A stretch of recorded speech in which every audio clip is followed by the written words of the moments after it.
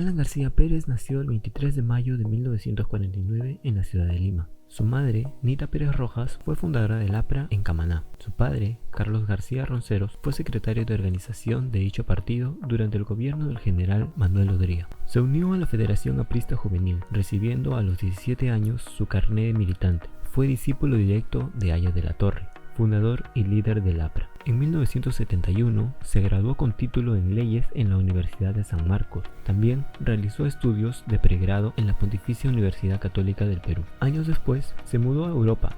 Hizo estudios de doctorado en Derecho en la Universidad Complutense de Madrid y de Sociología en la Universidad de París, la Sorbona. En 1978, Aya de la Torre, a quien Alan consideraba un padre, lo convocó y por ello retornó a la vida política. En ese tiempo, García Pérez destacó por sus dotes de oratoria. Ya en 1985, con la renuncia de Alfonso Barrantes en la segunda vuelta, Alan García fue declarado ganador de las elecciones presidenciales, convirtiéndose en el segundo presidente más joven del Perú con 35 años. Su gobierno empezó con una aprobación del 96%. ¿A qué se debía esta gran aceptación? La población joven y cansada de los gobiernos autoritarios, de la corrupción, la inestabilidad económica y del terrorismo, encontró en Alan a un personaje aparentemente capaz de hacer frente a estos problemas y de escuchar al pueblo. Y me pregunté entonces por qué arriesga, por qué muestra que arriesga. Y yo le digo porque el pueblo ha arriesgado mucho. Porque el hombre que está bajo 4 esteras, es decir, en una cabaña de madera, está inseguro. Inseguro porque no tiene trabajo, inseguro porque no tiene alimento, inseguro porque no tiene vida familiar estable, inseguro porque no sabe qué será el futuro. Es una forma también de decir que el presidente se identifica en la inseguridad con todos. Lo que estoy diciéndole a la gente es que por primera vez tienen un presidente que entiende su inseguridad y que puede compartirlo. Una vez en la presidencia, en su discurso inaugural, anunció su decisión de emprender una nueva estrategia de base socioeconómica para enfrentar a la amenaza del terrorismo, ya que para él esto se debía a que el Estado no llegaba a las zonas donde se concentraban estos grupos subversivos. En su primer año de gobierno viajó a los Estados Unidos para desafiar al Fondo Monetario Internacional, donde expresó su inconformidad con la deuda externa y estableció que no pagarían más del 10% del valor de las exportaciones peruanas. Sus primeros 2 años dieron la apariencia de que todo iba bien, dándole la razón a ese discurso radical. Estamos contra todo imperialismo, contra el imperialismo que quiere inundar de violencia la zona de Centroamérica, contra el imperialismo que nos cobra deudas, que nos impuso previamente. Aunque la Izquierda Unida era parte de la oposición, tanto a los niveles socioeconómicos más bajos, algunos pertenecientes al sector agrario y que vivían en zonas rurales, junto con los sectores socioeconómicos más acomodados, demostraban su aceptación en sus mítines y balconazos. Sin embargo, las cosas cambiarían drásticamente. El 18 de junio de 1986, los presos por terrorismo de las cárceles de Lurigancho, El Frontón y Santa Bárbara iniciaron un motín en la mañana, donde se apoderaron de sus pabellones y en algunos casos de rehenes. El Comando Conjunto de las Fuerzas Armadas intervinieron en las 3 cárceles ejecutando distintos modos de operación, llamando la atención de la prensa nacional y extranjera. Se calcula que los muertos fueron al menos unos 300 presos.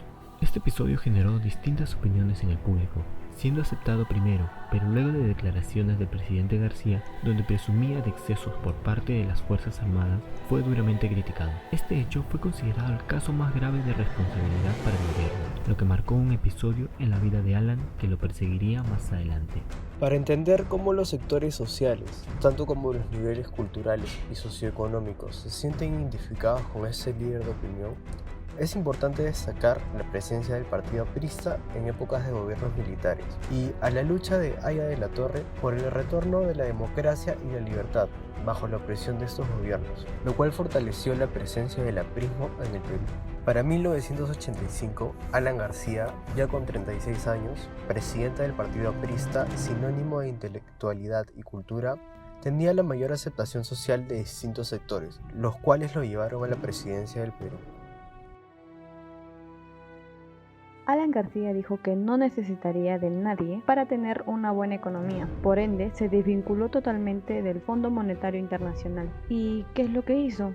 pues estatizó todo, o sea, el Estado se encargó de administrar todas las empresas, donde se utilizó el dólar MUC, que es el dólar subsidiado, con ayuda del Estado. Pero ¿por qué hizo esto? Pues para que las empresas compren dólares y lo inviertan en sus empresas, promoviendo el trabajo. Además, se incrementó los salarios. Sin embargo, mientras más dinero tenga una persona, más se elevan los precios. Y pues para que esto no afecte al pueblo, se congelaron los precios. O sea, si costaba 100, se vendía en 30 y los 70 lo pagaba el Estado con las reservas que se tenían. Luego se empezó con las obras, creando así el distrito de Santa Anita, Los Olivos, la Policía Nacional del Perú, el GEIN, que es el grupo de inteligencia, entre otras cosas.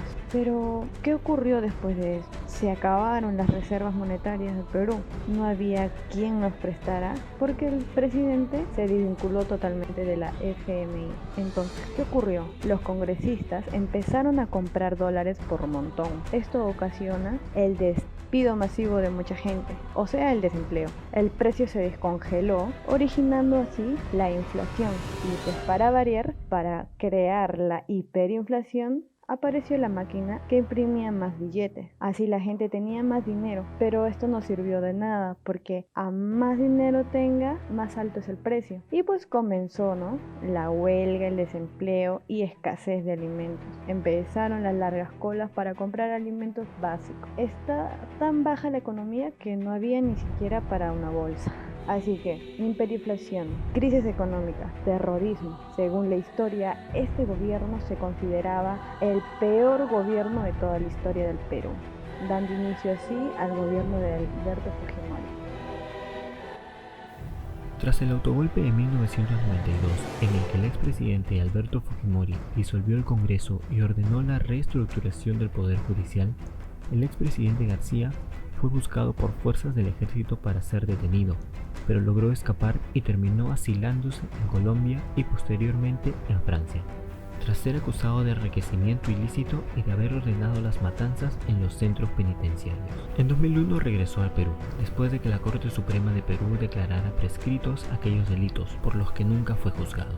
Por el enriquecimiento ilícito, por el BCCI, los Mirage y el fiscal Morgenthau, por su departamento de París, por el dólar MUC, por la Fundación Rayons du Soleil que usted creó en Ginebra, por el caso Lavajato y las coimas de Odebrecht, por las coimas del tren eléctrico, Sergio Siragusa y las cuentas en Gran Caimán en el Barclays Bank, por los crímenes como la masacre de los Penales, el comando Rodrigo Franco, las ofensas a las comunidades nativas y el baguazo llamando a los ciudadanos de segunda clase, por la persecución a los maestros, por las colas, por la inflación, por los paquetazos. En noviembre de 2018, Alan García vivía en España desde 2016. Visitó el Perú después de que la Fiscalía abriera una investigación en su contra por supuestos sobornos pagados por la empresa brasileña Odebrecht, para que ésta pudiera obtener un contrato de construcción del Metro de Lima durante su segundo mandato. Dicha investigación le puso una medida cautelar que le impedía salir del país por al menos 18 meses, lo que provocó que el expresidente pidiera asilo en la Embajada de Uruguay, en Lima, alegando persecución política. Sin embargo, este pedido fue rechazado. Y a partir de aquí, lo demás es historia. De esta manera vemos la transición de un líder político, para muchos un líder de opinión, llegar a la decadencia en su última etapa. Sin embargo, para algunos él ha dejado un legado, dividiendo de esta forma la opinión pública actual y futura.